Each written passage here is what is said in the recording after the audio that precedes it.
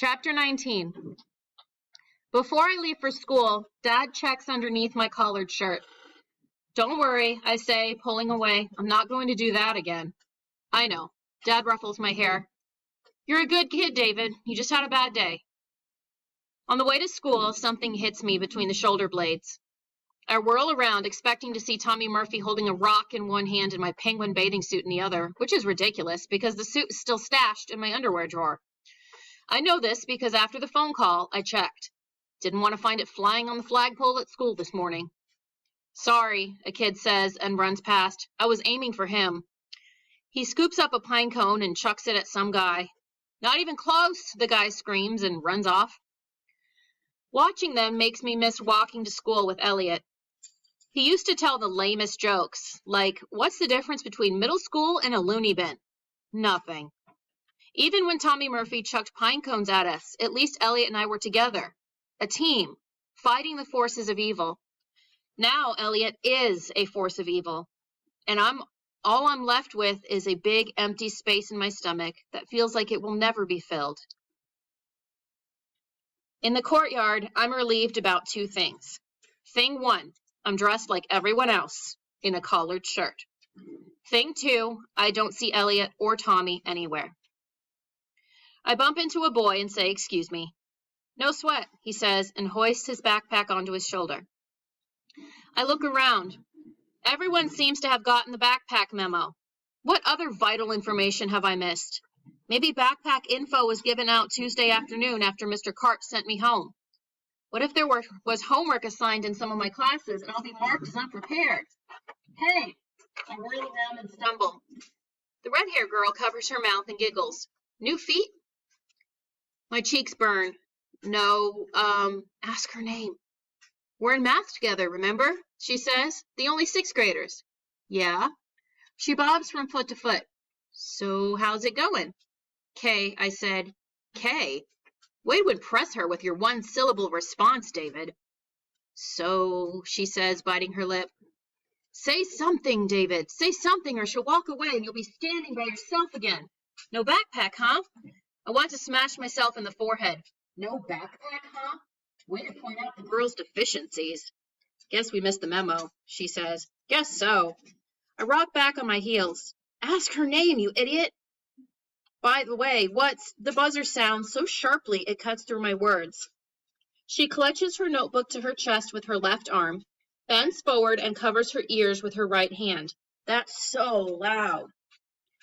I cover one ear too, to show solidarity. Yeah, I say, in yet another brilliant demonstration of my use of one-syllable words. The red-haired girl doesn't seem to notice my extreme dorkiness, because she says, want to walk to math together? Do I want to walk to math together? Oh, yeah, I say, a little too enthusiastically. As we funnel toward the doors with the crowd, I spell peppermint on her skin and get goosebumps all over my arms. She smiles. You're not from Longwood Elementary, are you? I ask as we're jostled through the doors and into the building. I know she's not from Longwood L because I would have noticed her. Nope, she shakes her head, which makes her curls swing near my face. They look so soft and snap out of it, David. Trailside L? She shakes her head again.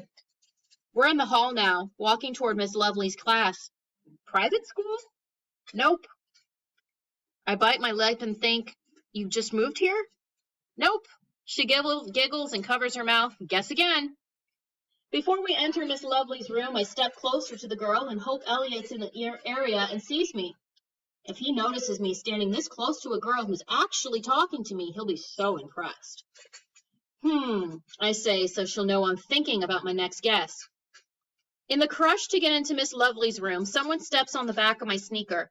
I turn around to say sorry, even though it's not my fault, but only a strangled sound comes out. Tommy Murphy towers over me like Mount Kilimanjaro towers over an anthill. My stomach cramps violently, and it takes all my willpower not to double over, vomit, and faint. But I can't vomit or faint because the red-haired girl is standing in front of me, and she probably wouldn't appreciate either of those things happening in her general vicinity. Tommy whispers two words, penguin boy, near my ear, then slides into the seat at the back of the room. I shiver and take my seat in the front row, next to the red-haired girl. Guess again, she says. What were we talking about? I glance behind me. Tommy glares at me. I face front and grip the sides of my desk. Hello, the girl says. Do you give up? What? She presses her lips together like she's thinking hard about something, then whispers, Okay, I'll tell you. I was homeschooled. Homeschooled, I say, more loudly than I meant to. Panic in her eyes, she puts her finger to her lips and sinks low. Sorry, I whisper. I glance back and Tommy is quietly facing front. The chatter in the room has stopped. There's only the sound of one pencil tapping. It's my pencil. Standing in front of my desk is Miss Lovely. I meet her eyes. If it's possible, she looks even more tanned, wrinkled, and menacing than yesterday. And she's glaring at me. I'm wearing a collared shirt. I offer a weak smile. She must teach lots of classes. Maybe she won't remember me. Mr. Greenberg, she says in her gravelly voice, no talking in my classroom unless you're answering a question. I nod. And one more thing. Oh, please, strike me dead. Nice shirt. Did she just wink at me? Miss Lovely turns on a TV suspended from the ceiling in the corner of the room. I remember to breathe. On the screen, a series of images appear. The front of the school, kids eating in the cafeteria, a student crossing a finish line, rows of books, a trophy case, while upbeat music plays in the background.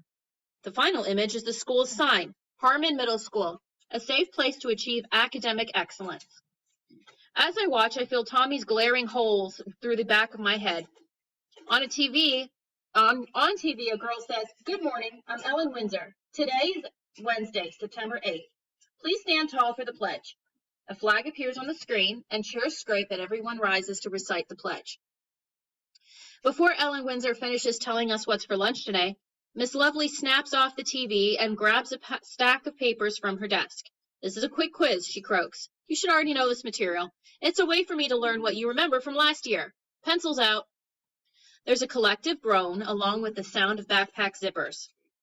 When Miss Lovely distributes the quizzes, and I lean toward the redhead girl and whispers, What's your name? I'm grateful my voice doesn't crack. She leans over and whispers her pepperminty name in my ear. I know. My whole body erupts in goosebumps. Sophie. What an unusual name. Sophie. What a great name. Sophie. Sophie. Sophie. I'm floating on a cloud of Sophie. When Miss Lovely croaks, You may begin. My cloud disappears. I try to pay attention to the quiz, but I keep thinking about Sophie and the blank spaces between math problems. I shake my head and force myself to focus. When I put my pencil down, I glance around the room and see that Sophie is the only other one finished. I smile. When everyone's finally done, Miss Lovely croaks, Please trade quiz papers with your neighbor. Too embarrassed to look at Sophie, I turn toward my left, but before I can ask the guy next to me to trade, Sophie taps my arms. Want to trade, she asks. Yeah, I shrug and hand her my paper. When she gives me hers, our fingers touch and I shiver. I read her name on the top line, Sophie Myers. Sophie Myers and David Greenberg. Sophie Myers Greenberg. Sophie Greenberg.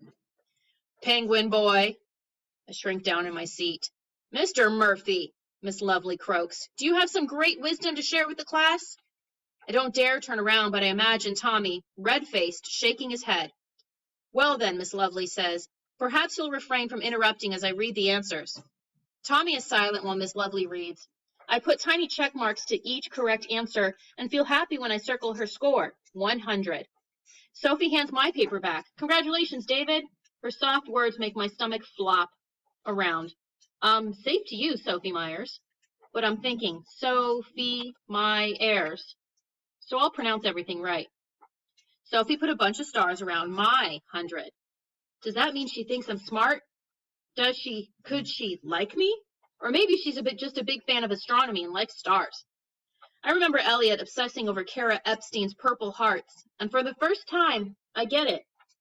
I wish I could tell Elliot about Sophie's stars.